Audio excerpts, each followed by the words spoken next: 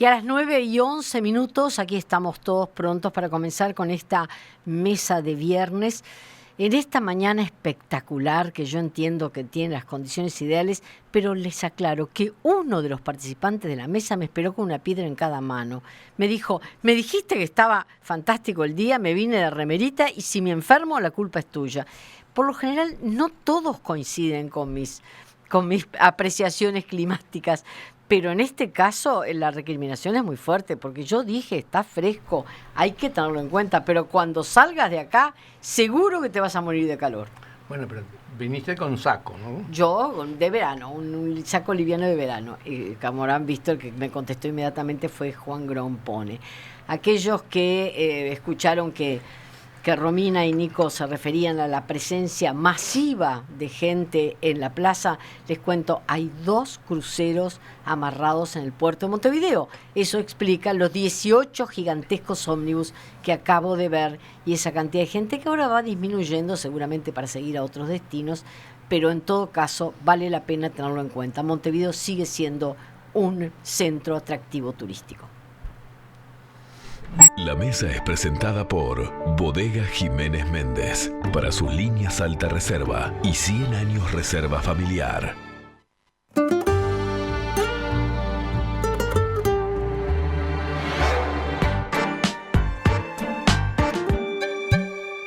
Y antes de comenzar conviene saludar a los integrantes de hoy, que no todos ellos son los habituales. A mi izquierda sí, está Ana Ribeiro. ¿Cómo estás, Ana? Muy bien, buen día, Rosario. Feliz año que no te había visto. Exactamente, feliz año para ti también. En Montevideo, por lo visto, disfrutando de esta condición de esta ciudad que parece abandonada. A mí me encanta.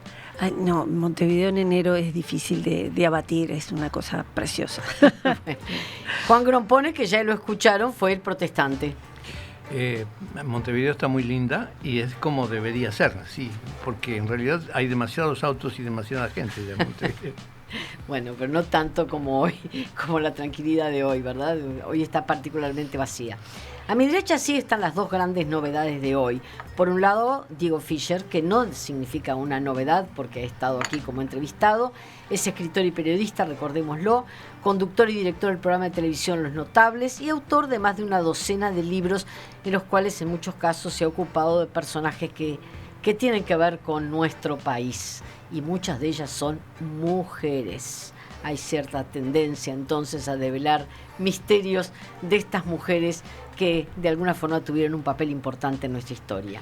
Y si de historia hablamos, un historiador también nos acompaña hoy, Leonardo Borges, escritor, historiador, profesor, periodista en Caras y Caretas. Publicó 2 estudios sobre Artigas, recuerdo haberte tenido aquí una vez, porque uno de ellos lo hiciste junto a Carlos Maggi. Exactamente. Y un trabajo sobre Montevideo, pero ahora acaba de acercarme otro libro que resulta que lo ha convertido en un historiador impertinente, porque se llama La historia impertinente, apuntes para un debate de actualidad, me parece que viene fresquito, recién salido del horno. Bueno, luego hablaremos entonces de eso, pero ¿qué les parece si comenzamos ya? Porque los temas seguramente van a dar para muchas opiniones de ustedes.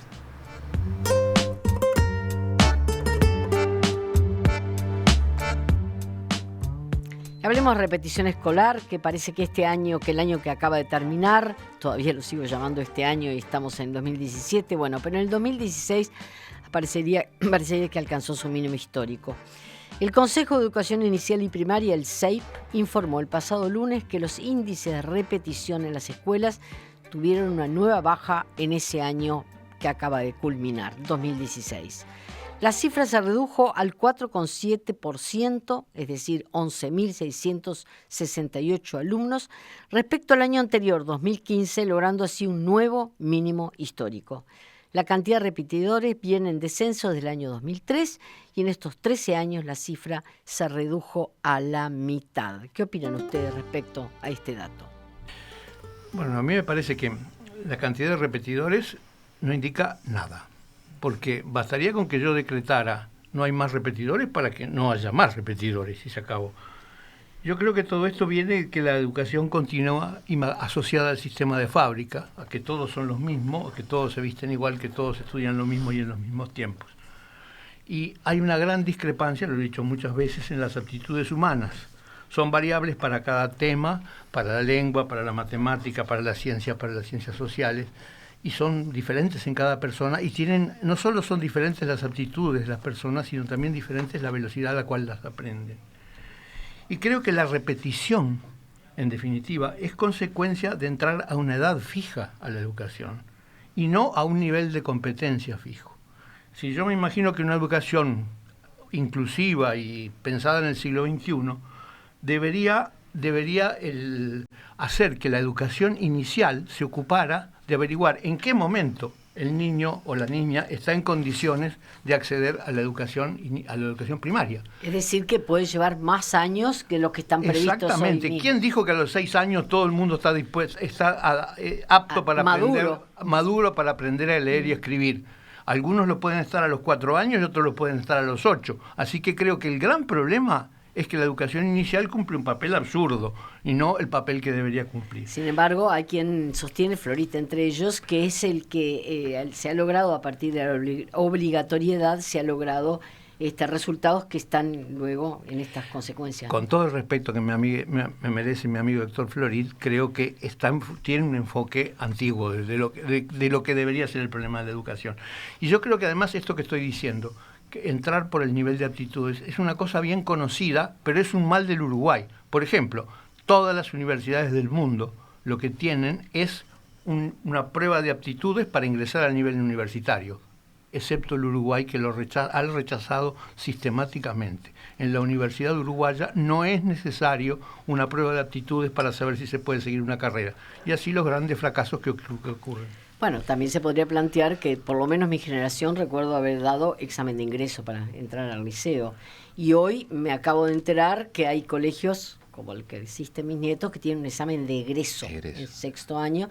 De manera que también eso podría ser una prueba, porque la opinión de la directora Busetti respecto a que no salen con las condiciones para enfrentar el liceo es bien preocupante. Bueno, pero sigamos con la vuelta.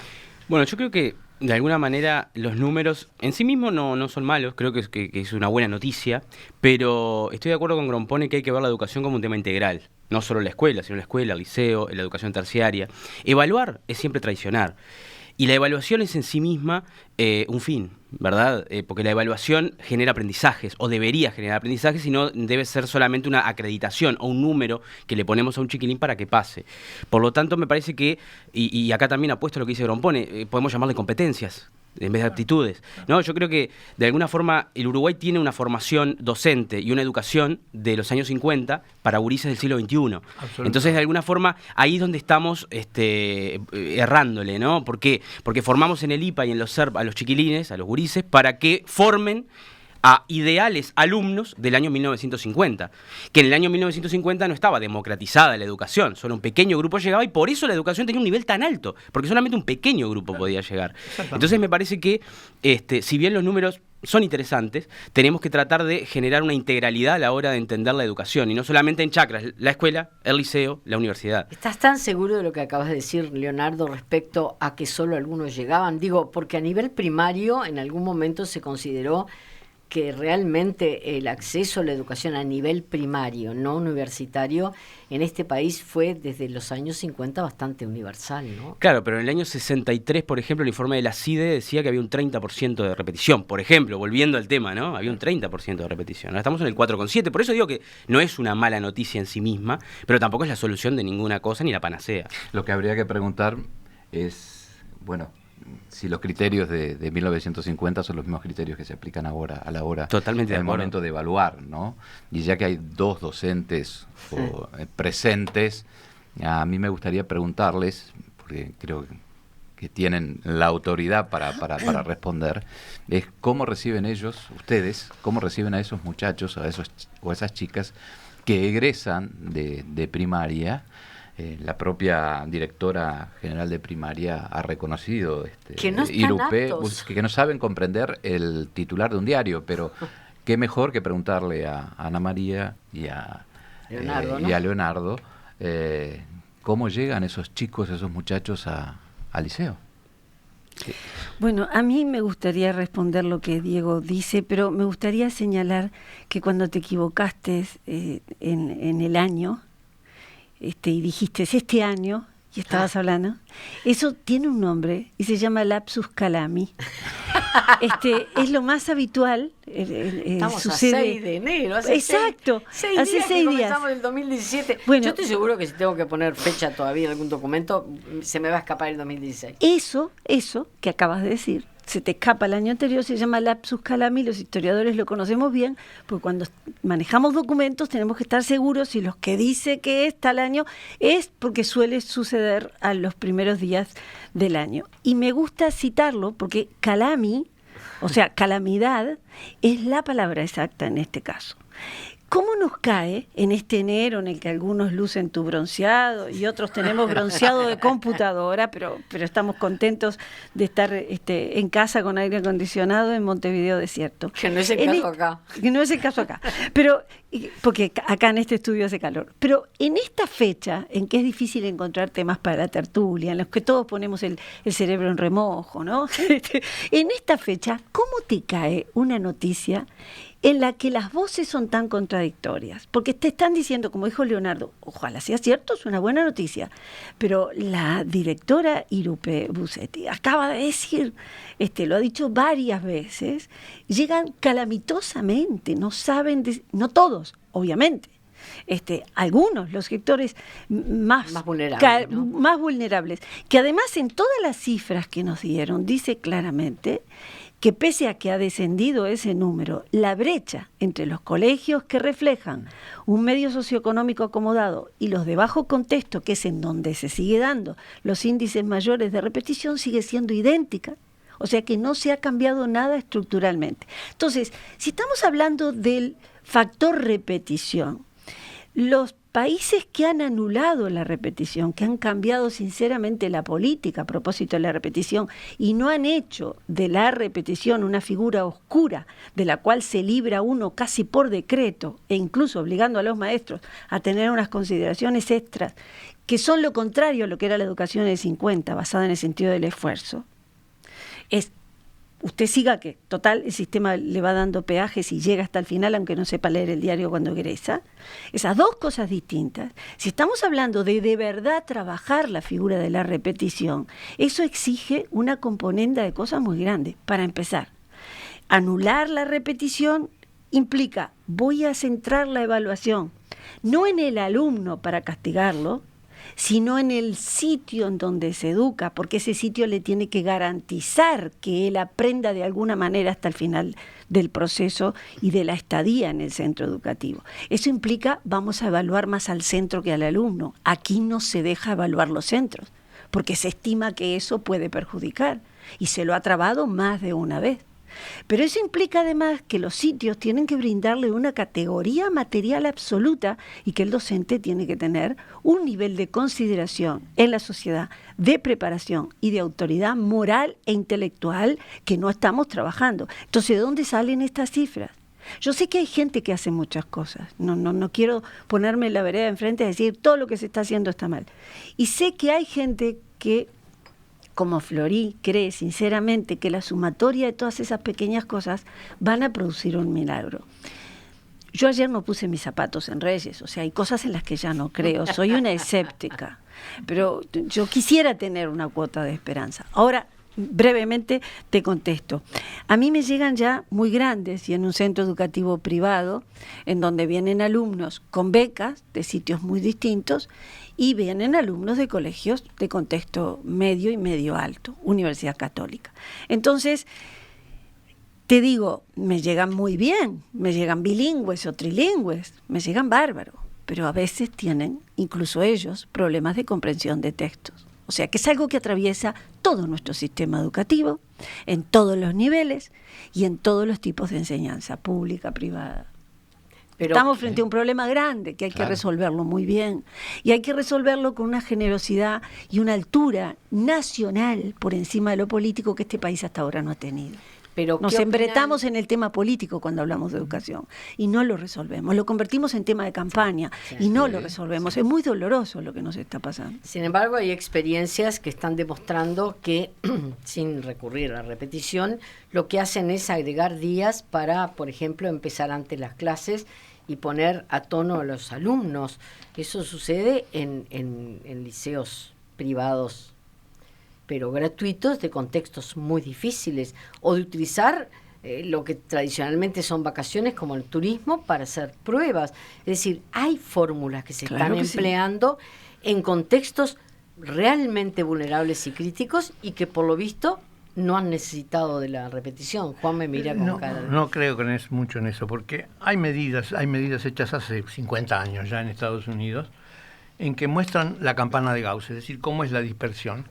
Y por ejemplo, un estudio muy clásico que se hizo en California mostraba que los alumnos que estaban en el 6º año, en el 7º año, es decir, contando los años todos educativos en fila, había alumnos que estando cursando 7º año tenían capacidades de 9º o 10º, y había niños que tenían, o muchos jóvenes que tenían capacidades de 4 o de 3º. Es decir, que la dispersión es enorme.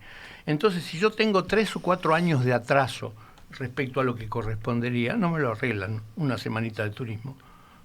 No, y estamos hablando de los alumnos, Ana habló de los centros, y yo quisiera hablar de los profesores también, claro, porque en realidad, de alguna forma, obviamente, lo más importante en la educación es el alumno, pero los profesores, que en realidad ya no estamos en la concepción de que el alumno es un vaso que hay que llenar de conocimientos, obviamente, ¿no? Hablamos de competencias, hablamos de andamiaje, pero también de alguna forma tenemos que empezar a darnos cuenta de que la educación cambió, la información está, o sea, ya el docente no es el iluminado que viene a decirle la gran verdad al alumno, porque la información está toda en Internet, y muy buena información, si uno sabe buscarla. El tema es ese, nosotros necesitamos generar competencias en los alumnos. Si uno sabe buscarla, me gusta esa precisión, ¿no? Generar competencias y generar que pueda decodificar, no solo leer un diario, sino buscar información, interpretarla, y con esa información hacer cosas, ¿no? Crear situaciones de aprendizaje, que no es lo mismo que transmitir el conocimiento que solo el profesor tiene. Pero crear situaciones de aprendizaje, que generalmente se hace de manera lúdica, con otros medios en la cabeza del docente y con medios materiales, que requiere toda una transformación educativa global. Esa transformación se puede hacer a partir de docentes creativos y vocacionales, pero suele tener que hacerse institucionalmente y con políticas generales muy compactas. Pero ustedes saben que yo soy hija de profesores y desde que pertenecen a otra generación, y en realidad me acuerdo, la actitud de ellos empezaba por un respeto por los alumnos. No se plantaban como sabiondos adelante de la clase. Claro que no. Había un tema que tenía que ver con la orientación al alumno en todos los terrenos. Mi madre salía como una gallina con los pollos hablando de lo que fuera. Entonces, también en ese sentido yo creo que la actitud del profesor ha cambiado, porque hoy se hace pasar por amigo a los alumnos, que creo que no, que hay una distancia que debiera mantenerse, más allá de que no es el sabiondo, es la persona que dirige, orienta, es la autoridad en el salón, y todo eso desde el momento que viene una madre y le pega un cachetazo, no se concebía en otra época, pero porque el cachetazo no se lo ganaba el profesor, más allá de la mala, nota que le podía poner a un alumno. Había un respeto por la profesión, ¿no? Que yo no sé en qué medida unos y otros no lo han perdido. Diego. Hay una pregunta que también quisiera plantearle a los docentes. ¿Qué cabida tienen estas cifras las denuncias que han hecho los dirigentes tanto de la Federación de Magisterio como de los docentes de secundaria, ¿no? Diciendo que son presionados y muy presionados para que no haya repetidores en sus cursos? Bueno, en el año 99... Quizás Leonardo, que está en secundaria. Sí, en el año 99, no sé si se acuerdan, la reforma Rama, bajó de alguna forma, nada vinculante, pero una especie de pedido a los inspectores y a su vez a los maestros de que no haya repetición, y eso se acuerdan que el sindicato lo relacionó con los préstamos del BID, con los préstamos... Sí. Bueno, en este caso, lo que yo hablé ayer con Florín me dijo que no hay nada vinculante, o sea, no hay nada que diga que los alumnos tienen que pasar con 15 años, por ejemplo, lo que se llama el famoso pase social, ¿verdad? Pero dejó entrever de que ya llega un momento en el cual el alumno tiene que pasar. Bueno, la directora Buceta lo dice claramente. Si nosotros no podemos tener el sistema de primaria, chicos muy grandes, porque además se plantea para los que están en edad problemas de convivencia que pueden no ser los mejores. Pero ¿no? Eso existió siempre, porque yo lo recuerdo en mi escuela. y yo nací en el 55. Pero Y que- recuerdo un compañero de clase, llegamos a sexto año, se llamaba José Pedro, un moreno enorme, que nos llevaba a todos 15 centímetros, y ¿Pero cuántos años tenías? Tú tenías 12, ¿cuántos tenía él? 15. y él tenía 15. Y bueno. Y recuerdo que la pregunta de un compañero fue, ¿y José Pedro pasa? Cuando nos dieron a todos. Y la maestra dijo, sin comentarios pasa. O sea, nadie pregunte. Y bueno, Juan. Yo creo que Siempre existió. el problema es que la educación debe ser un continuo. ¿Quién dijo que inicial, primaria, media y superior son mundos distintos? Es decir, tendría que ser una cosa continua. De modo que una persona esté a los 15 años tratando de entender la ecuación de segundo grado o tratando de entender, es indiferente. El problema está en que se ha fragmentado la educación siguiendo las viejas pautas medievales. Si todavía no hemos roto con la nomenclatura medieval de la educación, hay que empezar a colocarse en el siglo XXI de una buena vez. Bueno, pero aparte de la nomenclatura medieval, hay un problema que tiene que ver con la coordinación de las 3 ramas de la enseñanza, que a partir de ¿Por qué consejos... 3 ramas de la enseñanza? Bueno, Primero pero 4. porque existen y cada una de ellas defiende su autonomía. No hay forma de coordinarlo. Eso se llama vivir en el siglo XIX. Bueno, pero es así. ¿O no, igual, Leonardo? igual primaria ha lidiado muy bien con los sindicatos. Secundaria, de ninguna manera. Pero, son 2 mundos aparte. ¿Quién establece cuáles son las competencias del alumno para ingresar a primer año de liceo? ¿Quién establece cómo debiera técnicos de ingresarse? Pero no tiene sentido, debería ser los técnicos de secundaria. ¿Quiénes intervienen para, por ejemplo, establecer qué condiciones tiene que tener un alumno para ingresar a determinada facultad o determinado estudio terciario? Bueno, y cada uno de los técnicos, en este caso de primaria, de secundaria, o sea, sí, no hay coordinaciones, no hay encastre. Debería no hay haber encastre. criterios generales, es decir, criterios generales que se establecen en el fondo a través del Ministerio de Educación, que es lo que le pasa en la mayoría de los países, ¿no? En ese sentido, las universidades suelen tener que hacer un esfuerzo de adaptación del pasaje. En Universidad Católica tenemos una especie de sistema de acogida por el cual se insiste en lenguajes, en parejas, se detectan problemas, en matemáticas, los que van para esa área, y un año que es de clave, de flexibilidad entre uno y otro, y sobre todo ver dónde hay dificultades y emparejar. El lenguaje es casi la base de todo. Juan me dirá los números, pero el lenguaje es la base de la comprensión lectora. Y la comprensión lectora. Y ahí se insiste muchísimo, ¿no? Y luego, bueno, aparte, la obligatoriedad del inglés para la universidad, y ahí también hay cursos por los cuales se empareja a los demás, ¿no? El que no está se acerca. Juan, Un pequeño comentario sobre la declaración de Bussetti. Está bien que los niños no entiendan los titulares de la prensa, pero también hay que pedirle a los periodistas que escriban bien. Ah, sí. Titulan terriblemente. Bueno, eso pero el cierto. tema es que todo se refleja después. Exacto. Porque una mala educación tiene que Llega ver a con los malos periodistas. profesionales. Después, si Sí, llega sí, sí. a nuestro gremio. Se ni leen que hablar. horrores. No, se leen tampoco horrores. hay una cosa Falta ortografía de cualquier índole. Ese Sí. punto tal vez es muy técnico, pero no hay una relación entre, por ejemplo, una discalculia o una disgrafía o dislexia en la escuela y en el liceo. Como que en la escuela se trabaja más o menos, se corta y se vuelve a empezar de cero en el liceo. Sí. No hay integralidad. Y en la ese universidad otra vez de Sí, cero. sentido. Exactamente. Eso lo conozco bien, tengo un hijo disléxico Por eso mismo yo que te llegó a universitario y al doctorado, pero que tuvo dificultades por el camino. Yo también tenía compañeros disléxicos en Facultad de Arquitectura que tuvieron que pelearla siempre porque nunca fueron contemplados eso que en definitiva no significa nada. Puede ser un gran creador y no tener... Yo tuve una hija que atravesó todo el sistema de secundaria con dislexia. Y madre profesora y no me di cuenta. Veía que tenía problemas. Hasta que en determinado momento fue evidente. Y la evidencia fue cuando se fue del país y empezó a escribirse conmigo todos los días. Entonces yo empecé a ver, dije, ¿pero y esto qué es? Y ahí, cuando volvió, le hicimos un test y salió dislexia. Había atravesado toda secundaria. Bien, ustedes saben que este tema me apasiona por razones como ya les expliqué, pero necesariamente ha pasado el tiempo y tenemos otros temas pendientes.